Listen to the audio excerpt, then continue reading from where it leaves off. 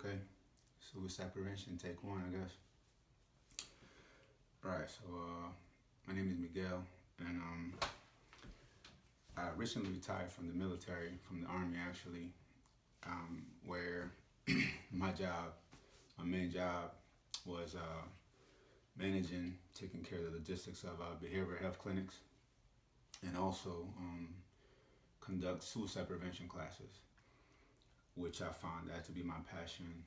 I found that taking care of soldiers' well-being is not just making sure they're getting paid, making sure that they're trained and efficient and proficient in their tasks and drills, but also taking care of their mental health and making sure that when they're struggling, thinking about committing suicide, that we know how to intervene as battle buddies, as friends, as family members, whatever. So I kind of wanted to do this video, talk to a few of my partners, man, and find it kind of important, right? To have this ability to reach people and not use it is kind of a disservice. So with that being said, I kind of wanted to make this video, put it out there, so that you guys can share it, pass it down, use it for yourself, and hopefully you can save a life. You never know. Okay, but to get back on subject, on topic, suicide. It's one of those topics that nobody really wants to talk about, that we don't really think about until after the fact, until it happens to someone in your family, a close one, someone at your job or something like that. And then it's like a reactive thing when you start looking backwards at what could have happened, how did it happen, and what you could have done. But hopefully after watching this video, you'll be able to recognize situations and signs and stuff like that might lead to somebody feeling suicidal, and that way we can help each other out as a community. So what are some of the reasons people might be feeling suicidal? So the majority of suicides happen because of depression, untreated depression. So under that realm of depression or a depressive state, you got things that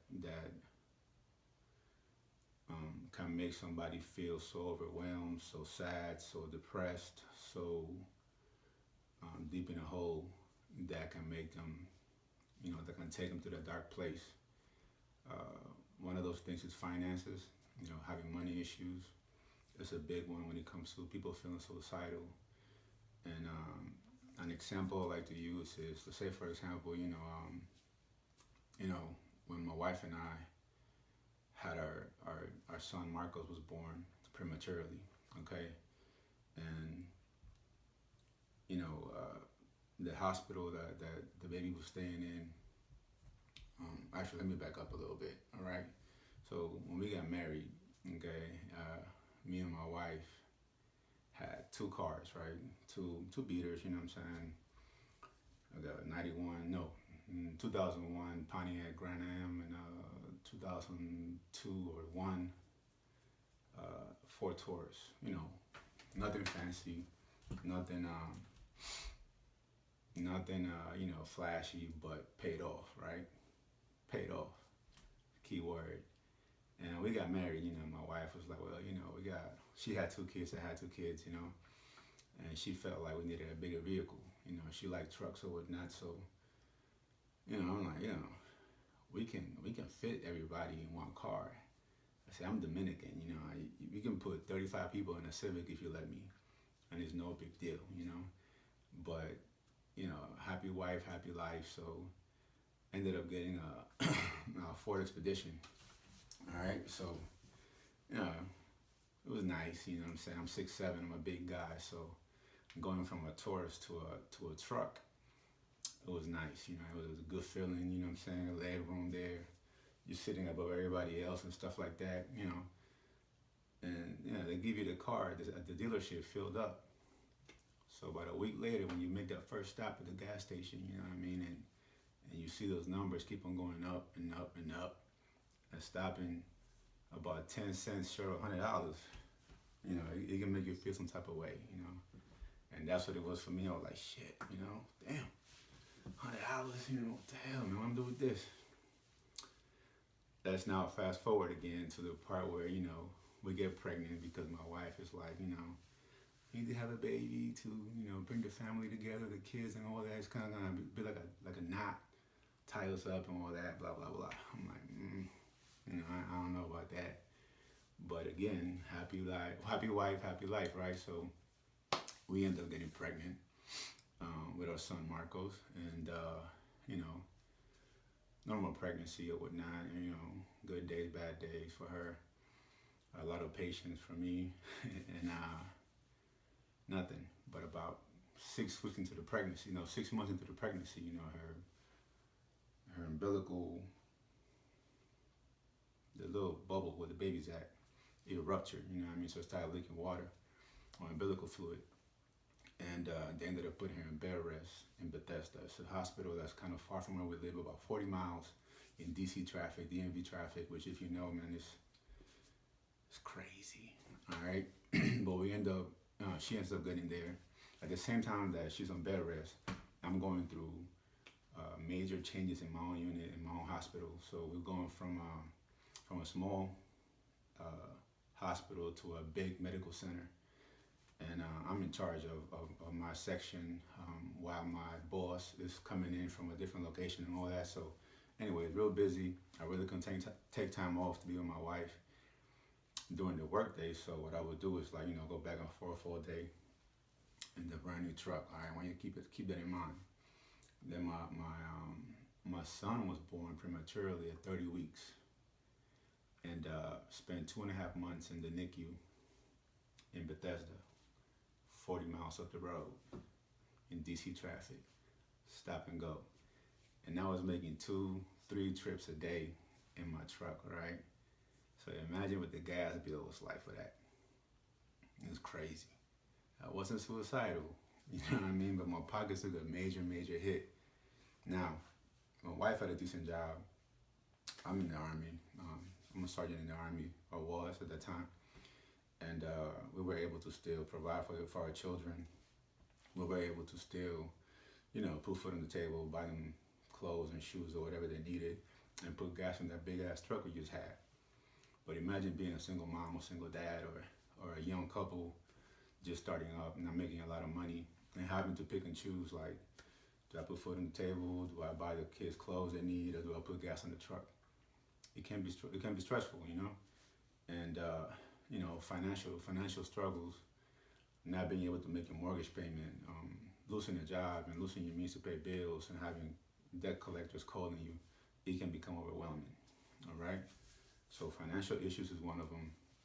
The biggest reason people commit suicide under the realm of depression, it's relationship issues. Okay, so when you're talking about broken marriages, infidelity, poor relationships with your children or with your parents, inability to have healthy relationships in the workplace or in school or anything like that, that can also affect your mood and your depression, and make you feel suicidal at some point, right? Relationship things. I always give this example though. When you guys should pay close attention to this. So, say for example, if I'm supposed to go play basketball today with my boys, my best friends. Let's say my boy Rob, he's like my nephew, he's family. So let's say me and Rob supposed to link up and play basketball. I go to the gym in the morning to work out. I come home before I go play ball, and when I get home, I find a Dear John letter in the kitchen. Can't see my wife, can't see my kids. When I see this letter, I read the letter, and in the letter my wife says, I'm tired of you always being in the gym. I'm tired of you always playing basketball with your friends. I met this guy on Facebook 2 weeks ago. He lives in California. He's rich. So me and the kid's gonna go live with him now. At that point, could that be suicidal? Probably so, right? In real life, Miguel's gonna be locked and loaded in the white Bronco like OJ on my way to California, right? But think about somebody being depressed. All right, when you're dealing with depression, untreated depression, you internalize a lot of the things to make it make sense for you. So it's my fault that my wife and my kids are not here because had I been at home and not in the gym or playing basketball, she wouldn't have left me. Now, it's not a rational thought, but that's how depressed people think, right? Um, so at this point, I'm suicidal and I'm thinking about killing myself, hurting myself, whatever, or killing myself, not hurting myself. And I decided to, take a gun to my head. I'm gonna go to the store, buy a gun, buy some ammunition, and just blow my brains out later on. But then I remember that, I'm supposed to meet up with one of my best friends, Rob. So let me just go ahead and go, and that way it's a chance for me to see him one last time before I kill myself, whatever, right? So when I show up to the park to play basketball, Rob notices that something is off with me. Okay, now Rob wants to play ball. He came here to get his cardio on, you know what I'm saying? If you know my boy Rob, man, that's why he loves, you know what I'm saying? That little cardio shit and all that. Trying to be all sexy and all fit and all that, whatever, right? So he needs his cardio. That's important to him. But when he sees me, he can tell something is wrong with me by my demeanor, by the way I'm talking, by, he can tell that I've been crying, whatever, right? So he stops for a second, and at that point, his focus shifts from his workout or his cardio to me. And he asked me what's going on. And, I kind of push back a little bit, but because he knows me, you know what I'm saying? He questions me. He asks me questions, and I end up telling him, yeah, I'm suicidal because Shanika left with the kids, blah, blah, blah, and all that. Now, Rob drops everything he's doing and takes care of me at this point, all right? And he walks me over to a behavioral health clinic and gets me to the help I need, the professional help I need, all right? So the point being, when it comes to relationships, they're the number one reason people commit suicide, but they're also the number one reason people don't commit suicide. Unhealthy relationships can take you there. Healthy relationships, nurturing relationships can keep you out of that dark place. Okay, so that's the point of this video. That's the point of you guys kind of listening and taking in what I say. And by all means, if you have any questions or any comments or any disagreements, put them in the comments, and I'd be more than happy to address them. I'm no expert. I'm just a human being that want to help other human beings. You know what I'm saying? So I hope to learn from you guys as much as I hope you learn from me. But yeah, relationships, you got finances, and then after that, those are the top two reasons, right? But after that, it goes to a variety of stuff. You got dealing with grief, losing a mom, losing a dad, losing your spouse, your children, whatever it is, that can take you to a dark place. Dealing with illnesses, all right? Dealing with somebody, say you find out you have AIDS or you have cancer or something like that, because that makes you feel suicidal. Probably so. Dealing with changes, okay, and adversity in your life. I recently retired from the Army, so for me it's a big change. It was a early retirement, what I felt was a forced retirement, and it hit me really hard.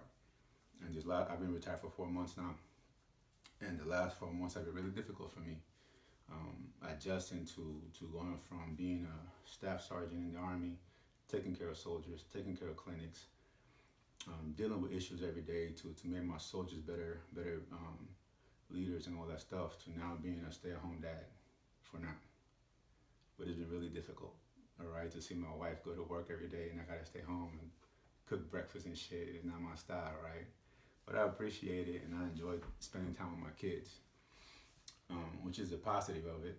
But it's still difficult for me not to be in uniform, not to wake up every day, and have like that sense of serving my country and serving my soldiers, right? So that's a difficult thing. Imagine somebody retiring after 20 years, or imagine someone retiring from, or being let go of a job, or even taking a new job or whatever. That's a change, a major change in their life. So that can take in places sometimes. What else? Struggling with a lot of different issues at once. So say, for example, you having relationship problems here, small problems, add financial problems here, work-related problems here. Dealing with a lot of little things can overwhelm you too, all right? It doesn't have to be one big thing.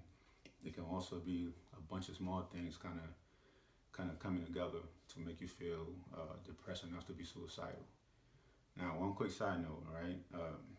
Everything we'll talk about today, everything I'll talk about today, doesn't it's not 100%. Like everyone going through problems, everyone going through stuff, even if they're dealing with depression, are not going to be suicidal. These are just some of the signs and some of the situations that you can look for that might make somebody feel suicidal. And I hope that makes sense to you guys. But yeah, it's not. Everybody's not gonna be suicidal if their boyfriend or girlfriend cheats on them, or if they lose their job or whatever, if they retire. But it's some of the things to kind of look for, some of the clues, in case you come across somebody that gives you signs that something is wrong. Now, it doesn't always have to be a bad situation happening for people to feel suicidal. As you guys know, winning the lottery can increase your chances of being suicidal by like 95% or something like that. You're almost guaranteed to win the lottery and feel suicidal, okay?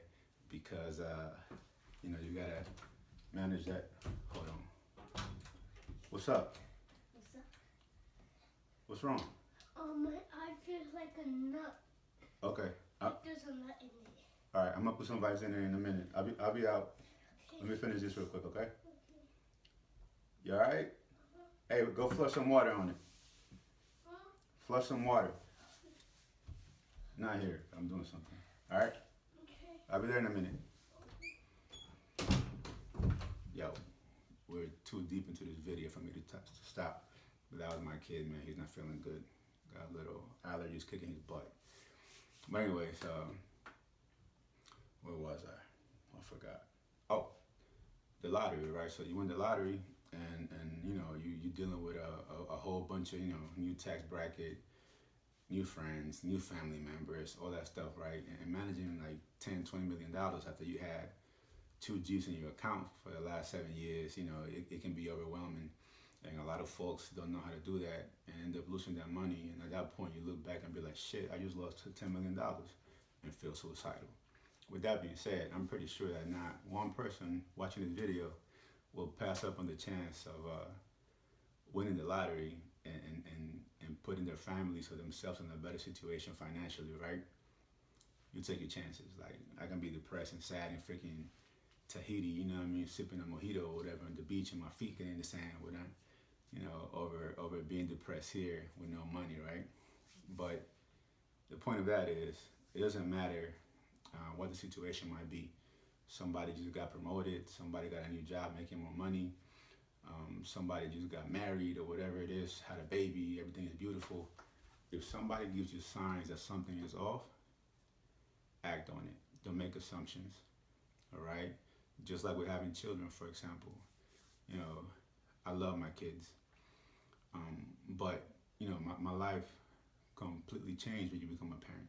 When I became a parent, right?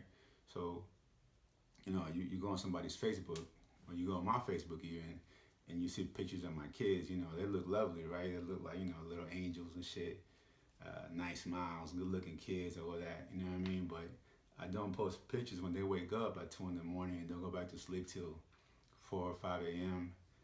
I don't post about the blowout diapers on the car seats and shit like that I can't stand, and when they pee on your shoes or whatever it is, you don't see that part. All right, you don't see how tired as a parent we are or not. All you see is the positive shit, right? But that's not reality. Okay, now, would I give my kids up? Do I not want my kids to be here? Absolutely not. I didn't come out right, but you know what I mean. All right, I love my children; they're my guiding light. But could I be stressed enough from my kids to feel suicidal? Yes, it can happen. All right. No one is immune from shit just because something good is happening or because you love something. All right. If people give you signs that something is wrong, act on it. Now, the way we can tell if something is wrong with somebody, like some of the signs that you're looking for are isolation. People stop doing the things that they enjoy doing. Talking about death. I got a preoccupation with death. Like basically saying it, I can't take this shit no more. I want to die or something like that. Like verbalizing it. Doing dangerous activities. You know what I mean? Like, for example, if you hear that I took up skydiving as a hobby. Like, yo, something's off with this dude. I don't even like roller coasters, let alone skydiving. I'm not gonna jump out of a plane for fun for nobody. But now I want to do it all of a sudden. Yeah, nah, man, that ain't Miguel. So uh, somebody might want to talk to me about something. But riding motorcycles with no helmet, no seat belts on in the car, doing things out of the norm. Okay, a preoccupation with closing out their business, like making a will,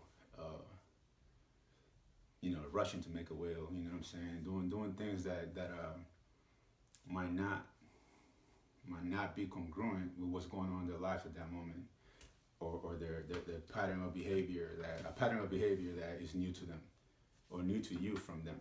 Okay, so that's what you're looking for. Now, it doesn't always got to be something like somebody going from being happy to being sad. It can be someone going through a lot of problems, looking sad, looking depressed, but you know why, because their spouse just left them, or they're having problems at work or whatnot. So you kind of understand, and now all of a sudden, with no changes, with nothing being fixed, they're acting happy and like kind of hyper and shit like that. That could be a sign also. All right, and in your mind, you might be thinking that, I'm glad they're doing okay, doing better. But what you don't know is that maybe, the night before they decided to end their lives. So today they're walking around not happy per se, but with a sense of relief because they know that the problem is solved. The issue is that they chose the wrong outlet, the wrong way out, the wrong answer. You know what I mean? So it won't hurt to ask or to talk about it with them. Okay. The main thing you're looking for is changes in their behavior, a pattern of actions and thoughts, actions and demeanors. You know what I mean? Body language and stuff like that from them that is not usual to them. Okay, that's the bulk of it. You see something to make your spider senses go up and be like, yo, that's not how Shorty acts. It's not how he acts or whatnot. That's a sign. So the way you want to intervene is we use this model, the ACE model in the Army, which is Ask, Care, Escort, which I love. I think it's very effective. I think it's very simple, but it does take courage. So I'm gonna go through it real quick and explain it to you guys. All right. So the first thing you want to do is ask. All right. Ask that person if they're feeling suicidal. You come across somebody that you think is gonna, might harm themselves or looks depressed or looks off. Ask them flat out. Are you thinking of killing yourself? Are you suicidal? Do you want to die? And the reason for asking that question bluntly and directly is because you kind of want to catch them off guard with that. All right? If you kind of beat around the bush, they might sidestep around it. They might see where you're going with the conversation, and it's not that they want to not deal with it, but they don't want to put that burden on you. So they might want to kind of back away from it. All right?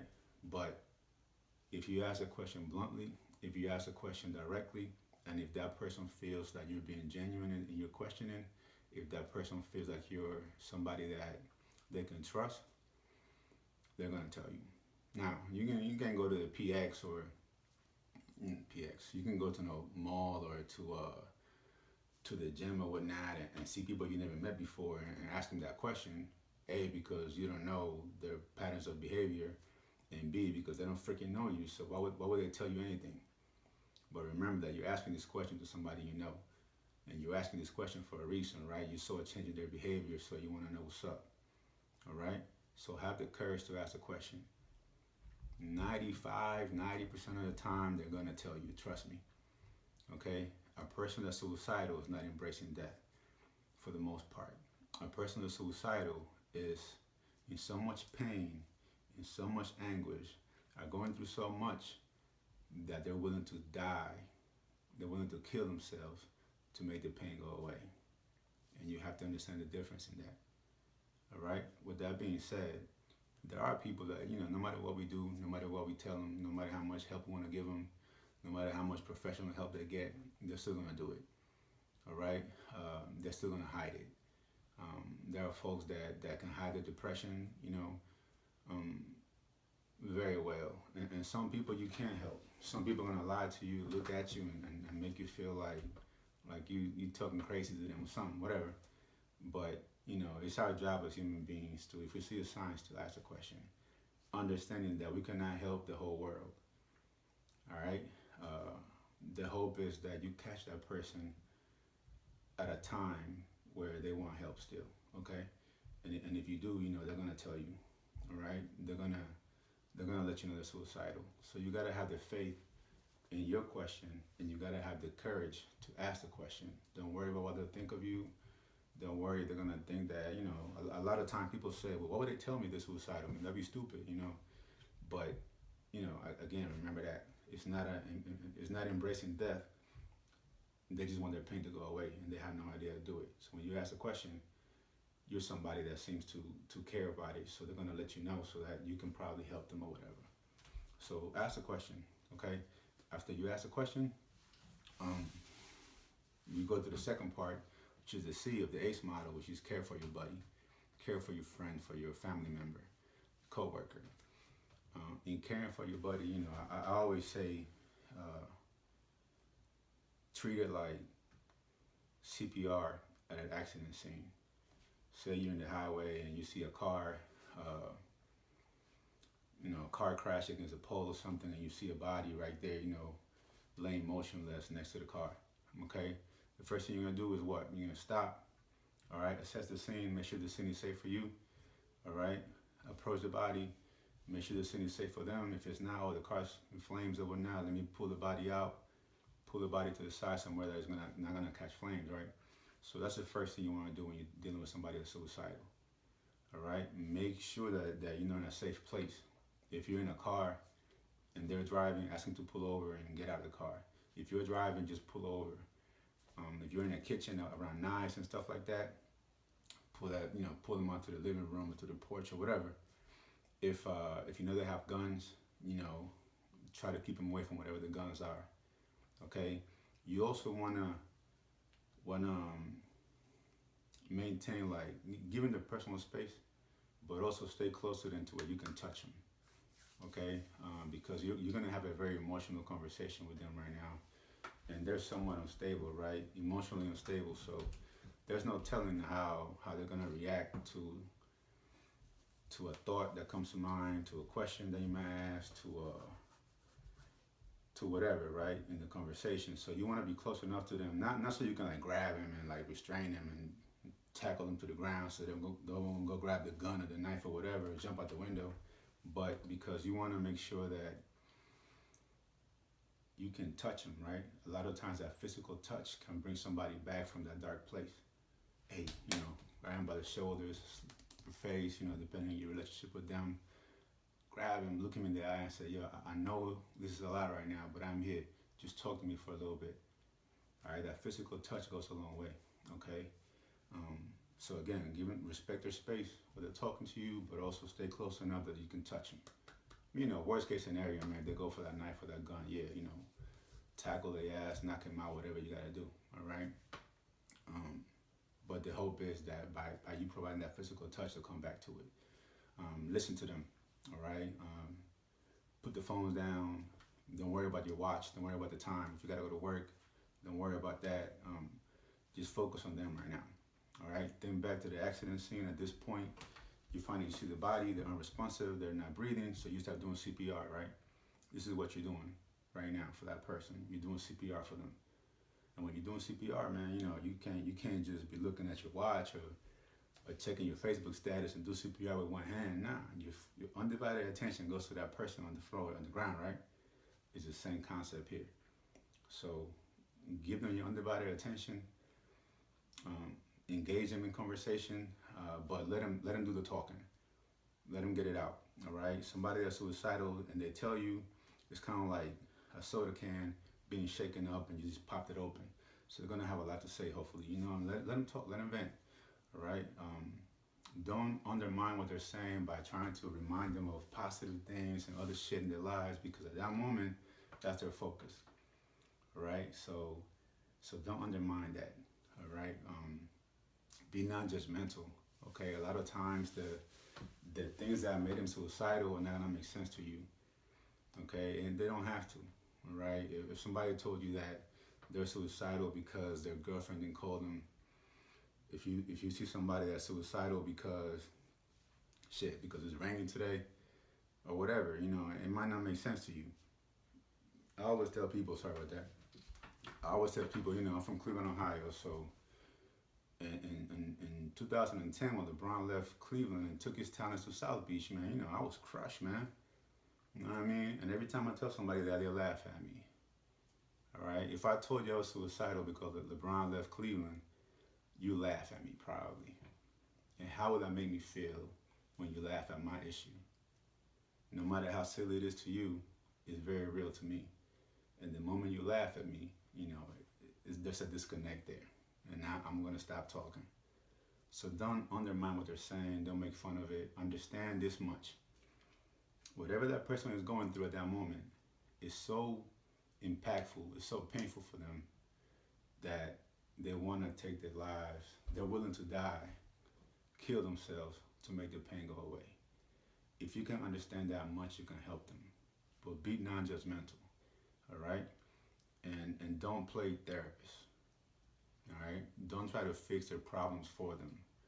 Talk to them, nod your head, give them good eye contact, paraphrase things back to them so they know you understand what they're saying, but don't try to solve the problems for them. Okay? So if I come to you and I tell you that I'm suicidal because I owe $10,000 to the IRS, and you just happen to win that lottery we talked about earlier, and you got 20 million bucks, so now you're like, yo, Miguel, man, here's 100 grand, pay your debt off, you know what I'm saying, and go on a vacation, have fun, man, relax, man, I got you. Problem solved, right? No. And I'm not saying don't help them with whatever they're going on, but understand the difference between that specific problem they're going through, financial problem, and the real problem here right now, which is they're suicidal, which comes from how they cope with stress, which comes from them not having the ability to look at things at that moment in a clear manner, all right? And right now they're in a hole so deep that they want to kill themselves to fix the issue, not to feel that pain no more, all right? So it's two separate things. At this moment, you're not dealing with the money issue. You can help them with that shit later. Right now, what we're dealing with is how they coping with stress and how they deal with difficult situations, all right? So stay focused and understand that you're not equipped, no matter how much money you have, to deal with that. And even if you are a therapist, even if you are a doctor, even if you are a counselor, at that moment, that's not your job. At that moment, your job is to be a friend, to be a support system, which is part of the entire support network that needs to be there for that person to come out of this situation. All right, so your role right now is not doctor, therapist, or psychiatrist. Your role right now is as a friend, a dad, a mom, a daughter, a son, a co-worker, whatever it is, someone that can help that person in the long run. All right, so don't try to solve the problems for them. Don't try to fix the issue right now. Just be a support system for them, or part of the support system for them, and get them to the help they need.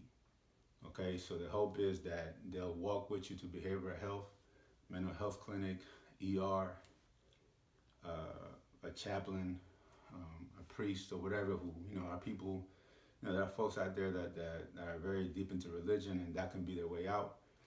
And there are folks out there that, might just want to talk to somebody. And even if they're not religious, right? And the closest person you have to you is a priest or a pastor or a chaplain or whatever it is. Take them. A lot of these people, a lot of these folks are trained in suicide prevention. Okay, so they can actually help. It doesn't have to be. They're not gonna sit down and pray with you if you don't want them to pray with you. They're just gonna help you through it. Okay, so the hope is that that person that's feeling suicidal goes with you with no problem. But chances are, because of the stigma that comes with suicide, because of the stigma that comes with mental health problems, that they're not gonna want to go with you.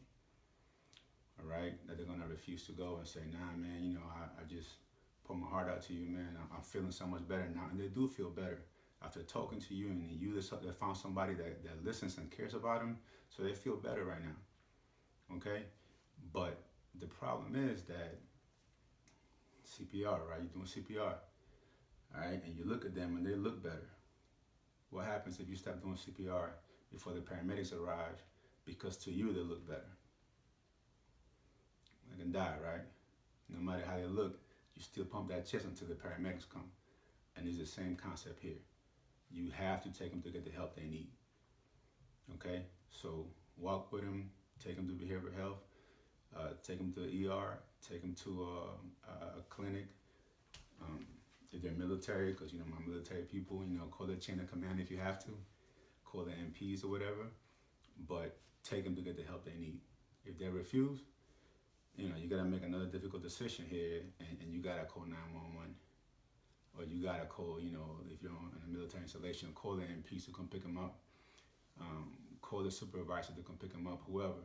And I promise you, you know, they're gonna be pretty mad at you right now at this moment, because they're gonna think that, you know, I feel like you betrayed their trust, and you know, you're not listening to them. They open up to you, and now you betray their trust by calling their chain of command, and they're gonna lose their job, and they're gonna lose a security clearance, so they're gonna lose respect from people. They're gonna think they're crazy, whatever, right? I've seen it over 100 times. Somebody comes to the inpatient behavioral health ward, and you know they come in as a, you know, actively suicidal, but when you see them, they're actually homicidal. You know what I mean? Cussing out the person that called the cops on them or whatnot, and they want to kill them and all that shit, blah blah blah.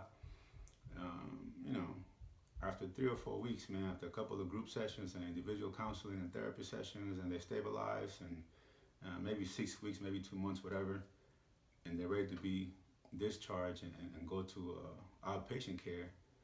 You know, guess who's the first person they want to talk to? And guess who they want to call? You know, it is that person that called the cops on them, or that, you know, that called whoever to bring them in, because the first thing they want to do is thank that person for saving their lives. You know, and that's a rewarding phone call to get. Okay, I hope you got those 3 weeks, 2 months, 3 months, or whatever to give and wait for that call, because it's very rewarding. And even if they don't thank you, even if they go for the next 20, 30 years without thanking you for it, you know, I can live with that too. I can live with the fact that I help you get 30, 20 more years or whatnot out of life, and not end it, even if you're mad at me. Okay? And again, I hope you guys can live with that too. Now, you know, I've always said this too, like, you know, and there should be a number that should have been there the whole time, all right, for the suicide prevention hotline at the bottom of the screen. I hope it's there. I always tell people, you know, worst case scenario, if you don't remember anything from this long ass video, just take the number on the screen, save it on your phone, and have it there in case you ever need it. Okay? In case you ever come across somebody that's suicidal, in case you yourself are feeling suicidal, call that number, and the counselors can help you. 24/7, 365, they're there for you. Hey, I don't know what to do, my friend's suicidal. They can coach you through, you know, talking to them. They can talk to them for you. If it's a friend of yours that's you know, on the other line of the phone or whatever it might be, you know, they can help you out. If it's you going through your own struggles, call the number, okay, and they'll help you. It doesn't take a lot of space on your phone just to have it there. I've had it on my phone for about 7 or 8 years now, and I've never had to use it, thank God, but there's a sense of security for me that it's there in case I ever need it, all right? So yeah, so save the number. If you have any questions, you know, that's the end of my little video. If you have any questions, put them in the comments. I'll try my best to answer them, or I have some of my friends that are better than me at this than I am, answer them for us. You know, I can tag them in the comments or whatnot, and they can help out too. All right, leave them in the comments so that way, if you know, we can all benefit from it. Somebody else might see it, have the same question, but don't want to ask it, but they see the answer right there.